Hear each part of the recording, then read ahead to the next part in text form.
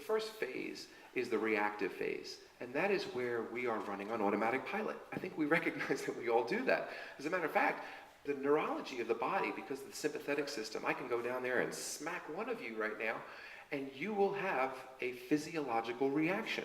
We are reactive beings.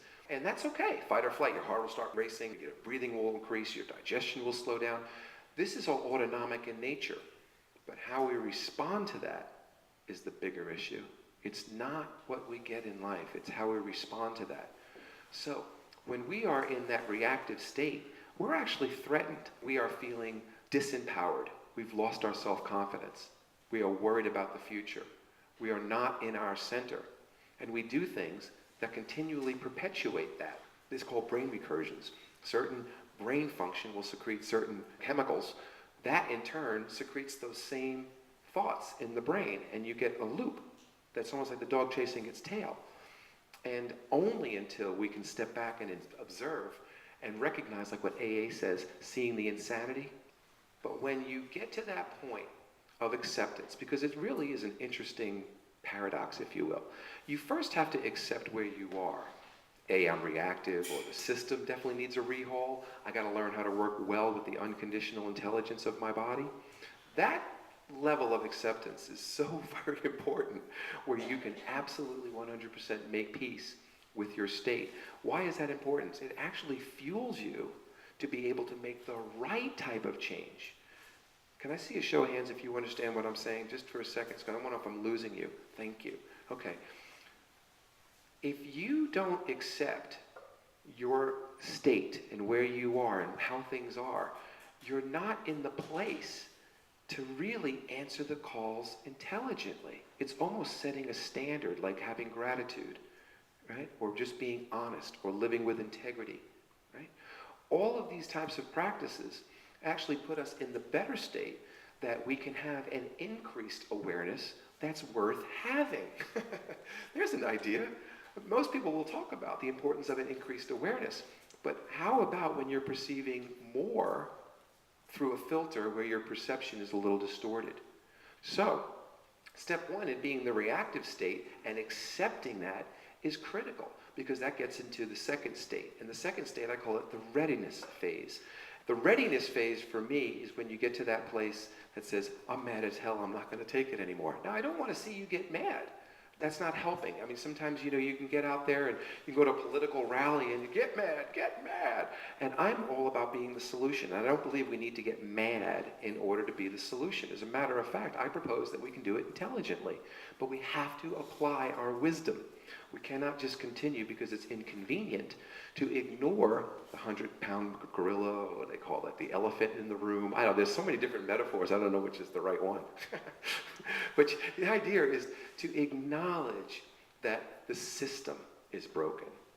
We are perfect. The paradigm needs work. The body is unconditionally healthy. This is huge. If any of this seems new to you, wow.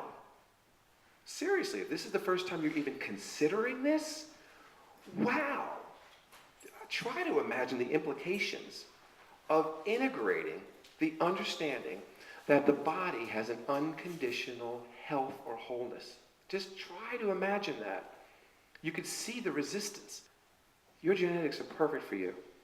Not everybody's supposed to live a long life. I mean, most of us will spend all of our life savings in the last year of life. That's also disease-mongering, trying to save our life. We're all going to die. Here's a news flash. Healthy people die. Not in our society. It's healthy to die. Now, I don't know if you can get that. That is huge, because we're all in fear because we're sick. You're not sick, you're dying. You're not sick. That disease is a name to label the expression of your transition out of here, which, by the way, is healthy. Now, does that mean that I want everybody to leave prematurely? No, I want everybody to do the best they can with what they got. And so I implore you to embrace your intelligence. There's a mantra out there, I am a genius and I apply my wisdom. I love that. I am a genius and I apply my wisdom. That's wonderful, because that second phase, that readiness phase, is truly when you're at that sincere place to make a change.